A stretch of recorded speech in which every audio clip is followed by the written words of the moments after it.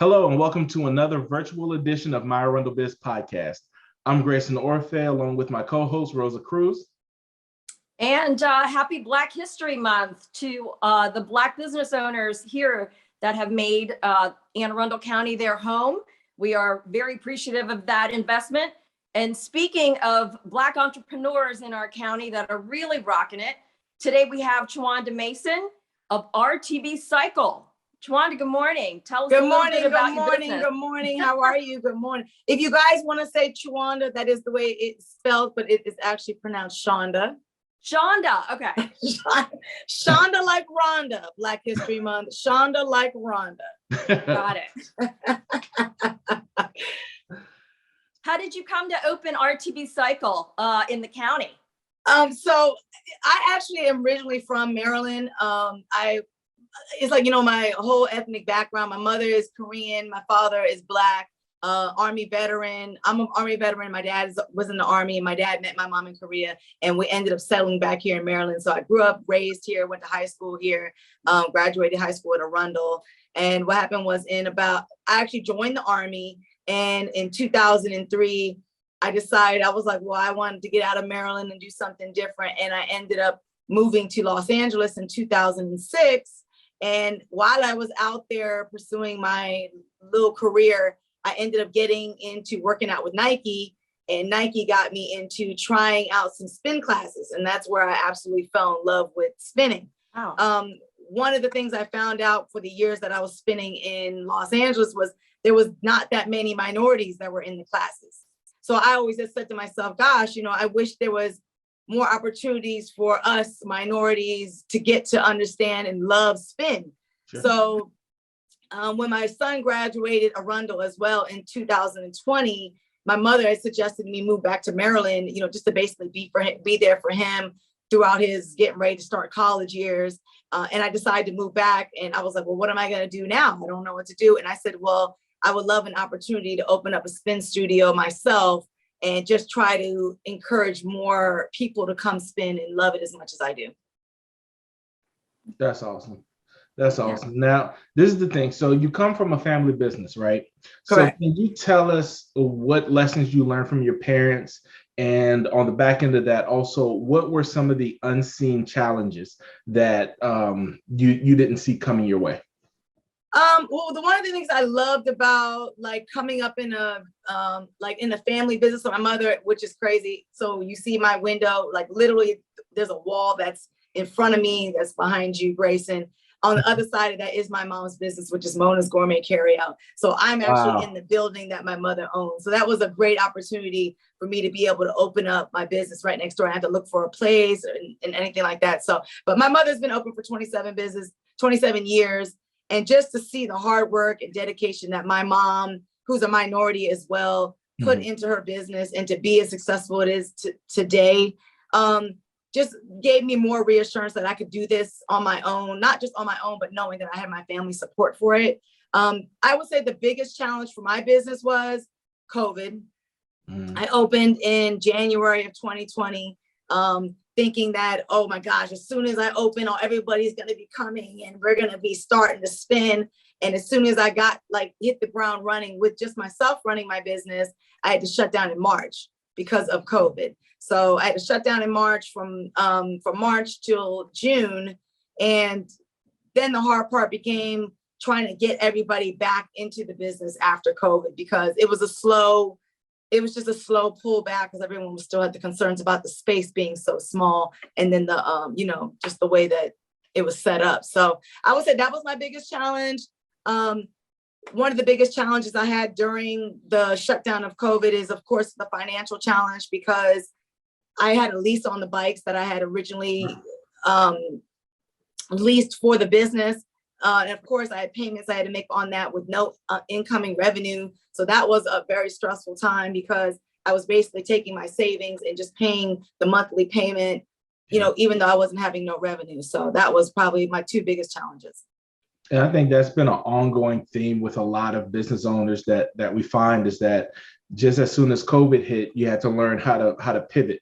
And I think business owners have used the word pivot more now than they've ever used in their life. You know what I mean? Because it's as soon as COVID happens, you have to pivot. You have to, rob Peter to pay Paul, all that stuff. So yeah. And it was, actually I learned some lessons, and I've actually learned some business ideas during COVID as well, because at that point, obviously Peloton was already up and coming, but Peloton blew up during COVID because people had bikes at home and they were trying to buy bikes.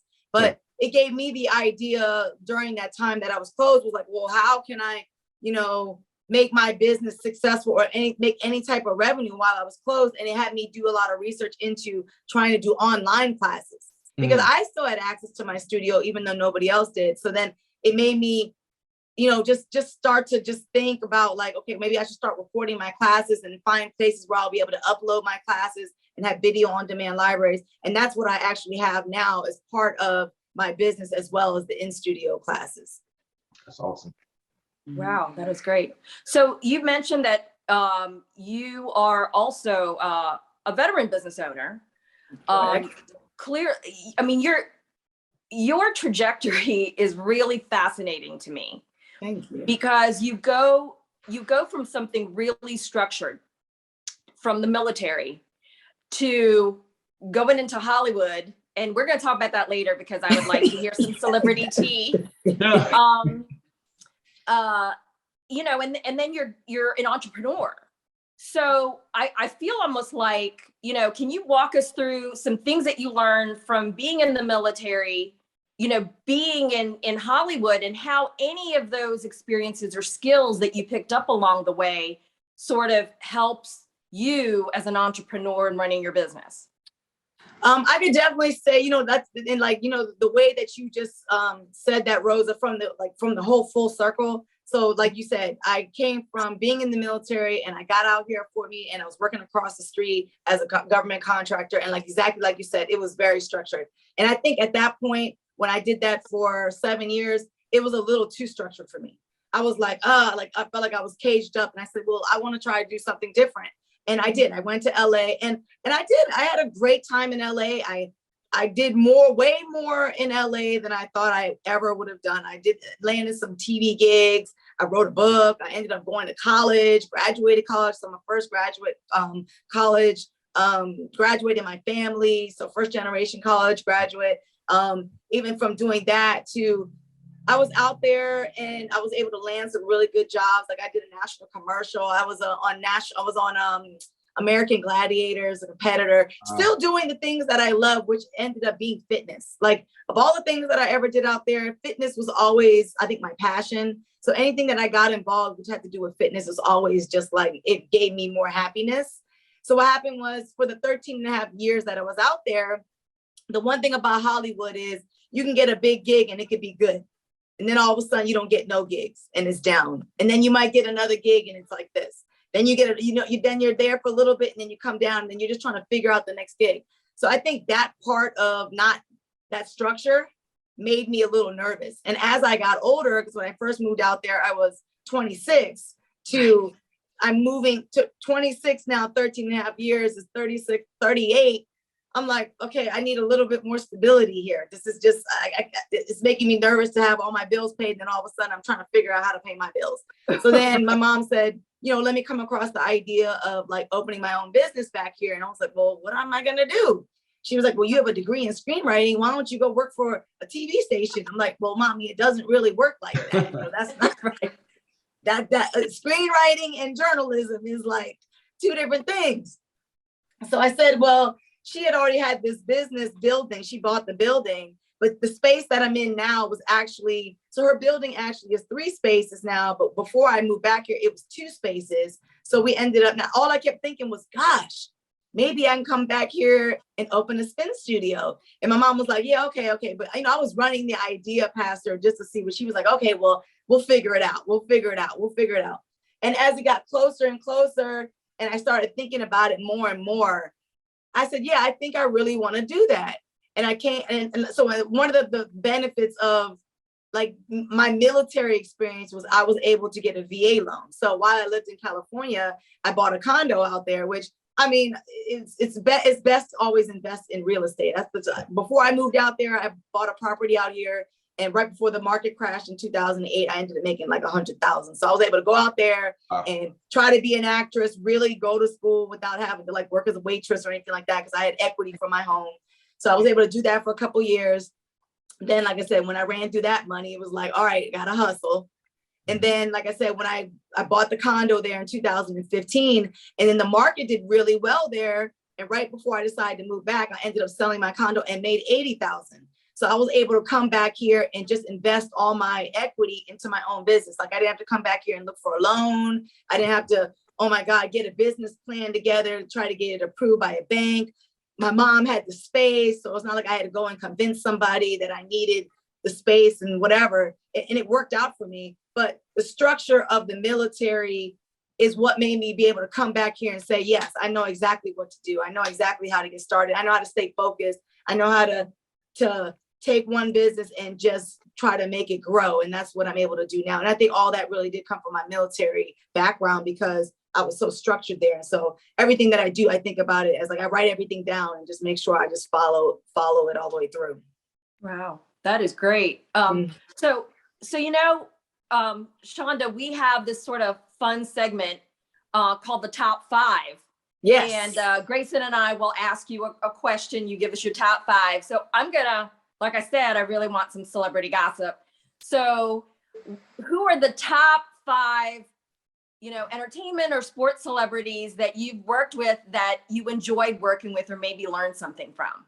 So I would say, well, I mean, I kind of like worked with everybody, because like from the stuff that I did there, like I did a various of things. Like if you ever watch a commercial, if you ever watch a TV show and you just see people in the background, like I did that for the first couple of years. Like you might just see me walk by, you know what I mean? But it was cool to be on those sets. And you know what? I actually took that as a learning advantage, because I did that for a couple of years and I was able to get, like when you're in Hollywood, there's the union and non-union. And so in the beginning, when you first get out there, you're non-union and you're just hoping to get those 3 vouchers, those 3 golden tickets, so you can join the union and start to get some real money. And I did, like I said, I did that for a couple of years and I got my union. But I would say the top person that I met out there, which I actually ended up hanging out with, was Idris Elba, like twice. Like already I was a big fan of his from The Wire, coming from Maryland, Baltimore, The Wire. And actually, I worked on this pilot with Gabrielle Union, and I met her hairstylist. And so I knew her hairstylist, and one night me and my girlfriend were in the club, and she came up to me like, oh my God, me and my friend are here. Why don't you come to the table and have a drink with us? And I was like, okay, walk over the table, and she was with Idris. I thought that was amazing. You know what the craziest thing is, like being in LA, when you're out there in LA for a long time and you're just in the circuit of like having parties and stuff like that. Like I've gone to Jamie Foxx's house and we've had parties over there, like Christmas parties, New Year's Eve parties. And he's actually a really good friend of mine. A lot of different celebrities. I wouldn't say anybody. I think that's just the biggest one would be Idris, like just because I was just such a big fan of Idris for a long time. The last big celebrity I worked with right before I moved back here, because I was stand-in on Lethal Weapon, the TV show on Fox, was Damon Wayans. Damon Wayans is amazing. Oh, he was amazing. And he comes from an amazing family. So God only knows what you could learn from him and amazing. His family. Like, and he's such a family amazing person, because like on set, we would be on set and like his kids would come on set, like his grandkids would come on set, to see Damon be like a grandfather, and then just like action, he's flips it. Murtaugh. He's Murtaugh. You know what I mean? He's Murtaugh. It's so funny that you talk about Idris Elba. A lot of people say that if you stand near me in a dark room and you close your eyes, I look just like Idris Elba. Grayson, you hit the nail on the head, Grayson. I can see that. I hear it all the time. Let me go ahead and poll. I hear it all the time. They, Idris. I'm like, it's not me. It's I can Grayson. See that, Grayson. I can see that. The only person is my wife, and I think she's lying to me. So she's like, yeah, and I go cut the grass. So hey, I'm sure Idris is cutting grass somewhere. Right. So, all right. So being that you're from Anne Arundel County and you're Anne Arundel County native, I wanted to know, like, what do you like about the country, or Well, let's do this. What are your top 5 places to go in the county? So me being from Maryland and you know, even like when I was in LA, it's crazy because we love, my son and I both, we all, like everybody in my family love crabs. The Maryland blue crab, it's like and so I would say like the top 5 places. There's this one place in Severna Park. Every time the crab season comes, it's Sea Market Seafood. It's right off of Ritchie Highway. We go down there and we get the crabs. You know, he's so popular that he doesn't even have a website. It's on a Facebook page. He posts on there when he opens and when he closes. And if you don't get there, it's done. But he's got the biggest, most juiciest crabs. So every summer we try to go down there when his crab prices are decent. You know, we go down there and get the extra large jumbos.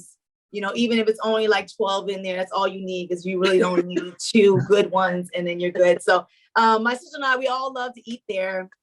There's actually a new place that is new to me, even though I just found out it's not new, down in Gambrel. So I went to Arundel, and right down in Gambrel's off, I think a New Cut Road is Blackwall Barn and Lodge. My boyfriend and I just went there 2 weeks ago. We loved it. I mean, I think that's amazing that they put that establishment there in Gambrel, just because I grew up in that area and never even seen anything that fancy over there. So I really enjoyed that. One of the places that we also like is Hook and Reel in Glen Burnie, right there off of Ritchie Highway. We love that place as well. It's like the boiling crab in California. So it's like the shrimp boil in the bag. We love seafood there. Another one of the places, which I can't say I love yet, but when I was at the Maryland Million Day, I did end up trying some of the beer from Firm Brewing, which I know I met Billy, or is it Buddy over there? Do you guys know? I think it's Billy. His name is the owner of that is Billy. He let us try some of his blueberry. We love IPAs. My sister and I love IPAs. So we tried some of his blueberry IPAs, which were yummy. And so I know he's down there right in Crofton as well. And he's an alumni of Arundel as well. So I've been trying to make my way down there to go see him there, but we'll definitely try to make that one time soon. But I probably will be one of my favorite places just because I support, you know, anybody that went to Arundel and that's right there at Gambrel's. And he told me Mrs. Towns, who was our gym teacher, goes there all the time. So she was my gym teacher. He graduated a couple years after me, but I just love the fact that Mrs. Towns goes there. So I definitely will be checking them out. You know, the next time Arundel High School has some sort of big alumni night, I think they got you and, you know, Firm Brewery. Yeah, I mean, that's all you need, right? I mean, you talk about accomplished alumni who can tell some really fun stories. It was so amazing to meet him. And he's like, yeah, you graduated from Arundel. Oh my God, you're like a Wildcat. You know? And his girlfriend, I forgot where his girlfriend graduated from, but I was like, just looked at her like, you're not a Wildcat though. You're not a Wildcat. What do you know about that Kelly green and white? You know? Well, my daughter has her field hockey practices on the Arundel field. So you know, we're not alumni, but you know, we do feel that spirit, you know, on the campus. I mean, I was so excited that my son graduated from Arundel, you know, and it was like so funny because he was the class of 2020, which is sad because he didn't get no prom, he didn't get no graduation. Yeah. But the day that like they posted on the fence driving into the high school, everybody that graduated from class of 2020. So, you know, I went and pulled over and took a picture of everybody, got my son's picture on there. But it was so funny because I got an email from the teachers like, oh, well, all the teachers had given like a kind of like a gift bag for all the graduating students since there was no graduation. So I went to go pick it up and he had like an Arundel coffee mug. But I remember when we graduated, we had got like a beer, like it was like a beer, beer stein. A beer stein, right? It was a ceramic beer stein. And it's like so funny. I went to get the coffee mug and he didn't even get it. It's mine. It's mine. It's class of 2020, but no, you're not gonna value this as much as I value this. You know what I mean? Like, no, I'm keeping it. I drank from it this morning, actually. But we won't tell Anne Arundel County Public Schools that you essentially took your kid's gift bag. I know, and then his girlfriend too, like she lived out in Baltimore and her mom couldn't get it. I said, do you want me to go by and get it? I'll go get it, you know, like keep it too. That is too funny. I'm a proud Wildcat. Well, Chuanda, before we sign off, why don't you give the folks your website and your social media handle so they can check you out? Yes. So you guys can check us out. My website is rtbcycle.com. I am on Instagram as RTB Cycle, and I am on Facebook as RTB Cycle, or it might be Ride the Beat Cycling. Definitely come and check us out. We're here in Odenton off of 175. The address is 1654 Annapolis Road.